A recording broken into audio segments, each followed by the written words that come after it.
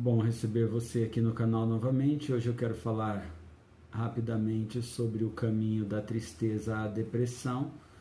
Acho importante, especialmente por conta desse período de confinamento.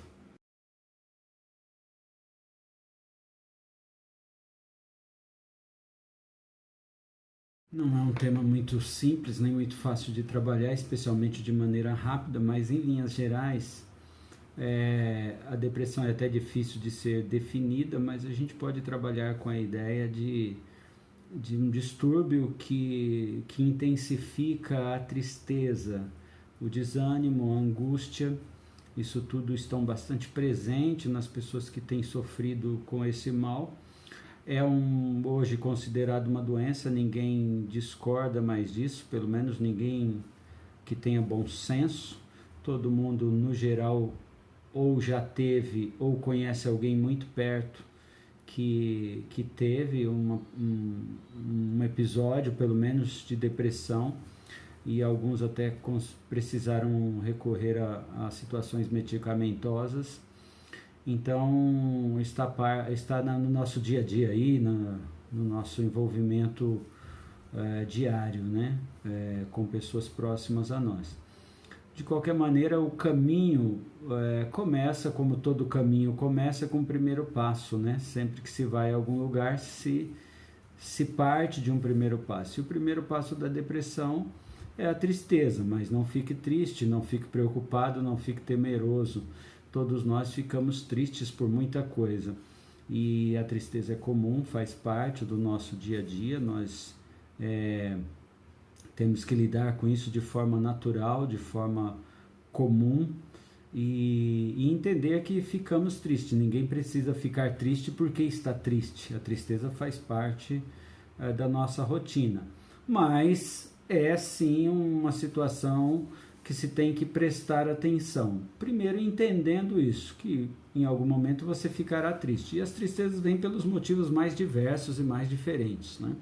Só que essa tristeza evolui para um nível aí que a gente chama de estado de tristeza, estado de depressão, onde essa tristeza ela se avoluma um pouquinho mais, ela ganha mais tempo, ela ganha mais a presença dela, a tristeza fica mais intensa, a angústia fica maior, o desânimo vem muito, os sentimentos que são positivos, como alegria, satisfação, realização, eles vão sendo diminuídos, e os sentimentos negativos, as emoções negativas, elas vão tomando conta, elas vão aparecendo muito mais, né? Como raiva, indignação, revolta, mau humor. A questão do mau humor, por exemplo, a oscilação do humor, ela é muito presente nesse processo. E aí esse estado ele tende a durar um pouco mais. Algumas pessoas ficam assim, algumas pessoas elas ficam nesse estado de tristeza um pouco maior por conta de situações que acontecem na nossa vida, perda de algum amigo, morte de alguém, estados como esse, né, que nós temos que ficar reclusos. Muitas pessoas não dão conta disso e por conta dessa situação acabam desenvolvendo períodos maiores de tristeza, falta de vontade de levantar e não querer sair da cama, falta de apetite, problema no sono, uma série de fatores que vão mostrando que essa tristeza vai ficando mais intensa e mais próxima. Se isso não for tratado, se isso não for cuidado de forma assídua, né, de forma firme, pode ser então que isso se evolua para um novo estado, um novo estágio, que é o estado da depressão crônica, daquela tristeza crônica, aquela depressão mais acentuada, onde o controle já não existe, porque nos pequenos períodos de depressão, a vida continua. Se você está triste, está angustiado, mas você tem que trabalhar, você tem que fazer as coisas. No período crônico, no momento crônico, a depressão ela já toma conta de você e você já vai perdendo a energia. As pessoas perguntam por quê? Como? Como se adquire? Por que eu fico deprimido? Por que alguém fica deprimido? São perguntas muito difíceis de serem respondidas no geral, tá bom? Mas a gente destaca pelo menos 4 possibilidades que, ou por uma ou por outra, ou até por mais de uma junto, acabam sendo um dos motivos pelos quais essa depressão pode vir a estar nesse estágio crônico, tá? Então nós dizemos, por exemplo, a depressão anterior, o seu histórico pessoal com relação ao processo depressivo. Muitas pessoas tiveram problema no passado, resolveram, mal resolvido, alguns não quiseram resolver.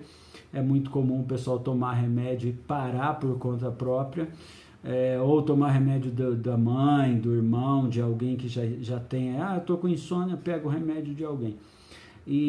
Ou vai a uma terapia, fica lá 2, 3, 4 sessões, acha que resolveu o seu problema e aí para. Esse assunto mal curado, esse problema mal encarado e mal resolvido, ele pode voltar e voltar com muito mais força e mais intensidade. Aliás, geralmente voltará. Então, depressões antigas, situações antigas da qual você não cuidou, é bom prestar atenção, especialmente agora que estamos em situação de estresse. Outra questão importante que pode induzir e trazer a depressão é o histórico familiar. Eu sempre digo nas minhas falas que a fruta não cai longe da árvore. Então, se nós temos pais depressivos, né, mãe, especialmente mãe e pai, convivemos com isso enquanto criança, de alguma forma, esse histórico familiar nos influencia sim, não é passado necessariamente, pelo menos não à luz da psicanálise apenas geneticamente, mas esse ambiente, essa convivência, essa formação toda pode sim trazer um problema nesse sentido, tá bom? Lutos e perdas, já citei aqui, né? Isso é comum, você ficar triste quando perde alguém, mas algumas pessoas demoram muito tempo para lidar com seus lutos, com as suas perdas, com a perda de emprego, aposentadoria, saída do filho de casa, qualquer coisa que envolva perda pode sim estabelecer e desencadear um processo de depressão. Então é importante que se preste atenção nisso. E falta de objetivo na vida. Vida sem objetivo, sem propósito. Nós somos muito viciados, por assim dizer, em ter propósito na vida, em ter sonhos e ter objetivos. E precisamos tê-los, é claro. Isso é importante e necessário. A falta desses sonhos, a falta